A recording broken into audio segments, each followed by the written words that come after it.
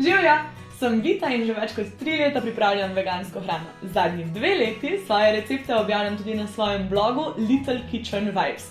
Danes bomo skupaj pripravljali moj najljubši recept za mavrično skledo ali Buddha bowl. Rdečo peso najprej olupimo, očistimo, nato pa narežemo na majhne koščke. Prestavimo jih v skodelico in dodamo žlico olivnega olja, ščep soli in pest nasekljanih orehov. Vse dobro premešamo. Očiščeno bučo narežemo na majhne koščke, prestavimo v skodelico in dodamo olje in sol. Bučo nato stresemo na eno stran pekača, na drugo stran pa stresemo rdečo peso. Mednju položimo falafle.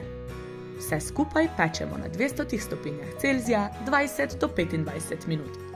Ajdovo kašo skuhamo v osoljeni vreli vodi. Pol bloka čiko narežemo na koščke, kot da bi rezali sir. Na majhne koščke narežemo tudi paradižnik, nato pripravimo omako.